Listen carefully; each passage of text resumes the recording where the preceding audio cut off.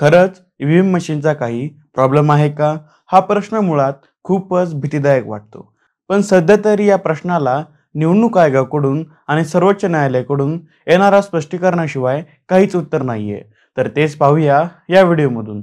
नमस्कार, मी सार्थक पाटील आणि तुम्ही पाहत आहात जनाकृती. महाविकास आघाडी आणि महायुतीमध्ये झालेल्या या निवडणुकीचे परिणाम हे खूपच विचलित करणारे आहेत. कारण हा निकाल असा येऊ शकतो हे कोणत्याच पत्रकाराने किंवा कोणत्याच राजकीय भाकीत सांगणाऱ्या राजकीय विश्लेषकाला कळलेलं नव्हतं. त्यामुळे हा निकाल खास करून महाविकास आघाडीला पचणारा नाहीये. त्यावर शरद पवार, रोहित पवार, उद्धव ठाकरे, स्वरा भास्कर आणि अजून भरपूर जणांनी आरोप केले आहेत. या आरोपांपैकी सगळ्यात प्रसिद्ध आरोप आहे तो म्हणजे मनसे पक्षाचे उमेदवार राजेश एरुणकर यांनी केलेला.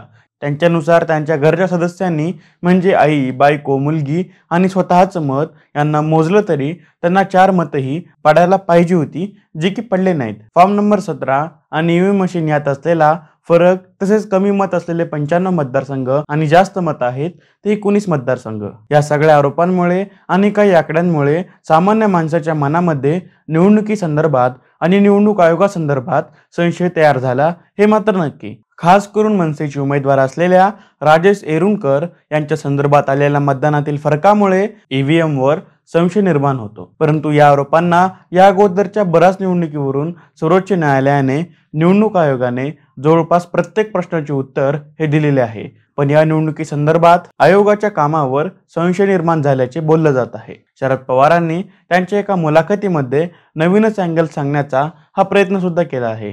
4 महिन्याच्या पूर्वी एक निवडणूक झाली, हरियाणा आणि जम्मू काश्मीर. त्याच्यामध्ये जम्मू काश्मीरमध्ये भाजपच्या विरुद्ध जे फोर्सेस आहेत आमच्यासाठी, त्या सगळ्यांना यश आलं आणि हरियाणा भाजपकडे गेली. आता त्याच्यानंतर दुसरी निवडणूक जी झाली, महाराष्ट्राची निवडणूक, ही ठरलेल्या महिन्यापेक्षा 1 महिना लेट केली आणि ती यश केली की झारखंडवर गेली. झारखंडमध्ये काँग्रेसचा यश आहे आणि इथं अपयश आहे. त्यामुळे एक लहानसं राज्य यशासाठी आणि मोठं राज्य सत्ताधाऱ्यांच्या लाभासाठी, असं काहीतरी एक वेगळा गमतीचा ट्रेंड दिसतो. म्हणजे उद्या त्याला कुणी म्हणायला नको की या मशीनच्या संबंधी तुम्ही याचा अनुसरण घेता, त्या राज्यात तुमचं राज्य आलं ना तेव्हा हेच मशीन होतं. लक्षात आलं तो. पण अजित पवारांनी मात्र थेट भूमिका घेत स्पष्टच केलं, लोकसभेत निवडून आलो म्हणजे ईव्हीएम बरोबर आणि विधानसभेत पडलो की ईव्हीएम चुकीचं, असं कसं? पण या सगळ्या आरोपांना सर्वोच्च न्यायालय आणि निवडणूक आयोगाने केलेल्या स्पष्टीकरणाला काहीतरी अर्थ आहे हे तर नक्कीच आहे. जसं की प्रशांत भूषण यांनी युरोपचे बॅलेट पेपरवरून केल्या जाणाऱ्या निवडणुकीचे उदाहरण दिले होते. पण न्यायमूर्तींनी भारताच्या लोकसंख्या ह्या डोळ्यासमोर ठेवून बॅलेट पेपर हा पर्याय नाही हे स्पष्ट केलं आहे. दुसरी जी गोष्ट आहे ती म्हणजे सगळ्यासमोर आणली जात आहे ती म्हणजे ईव्हीएमची बॅटरी.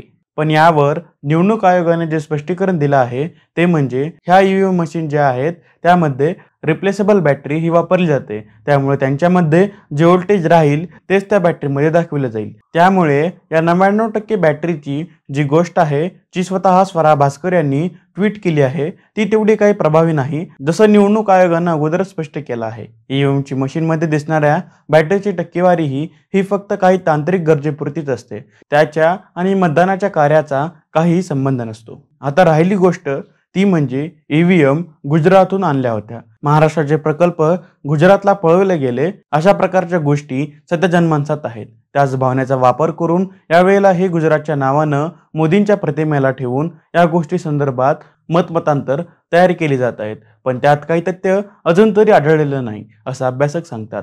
अजून तरी कुठल्याही प्रकारे ईव्हीएम मशीनबद्दल लोकांच्या मनामध्ये संशयास ठोस उत्तर हे दिले गेलेलं नाही.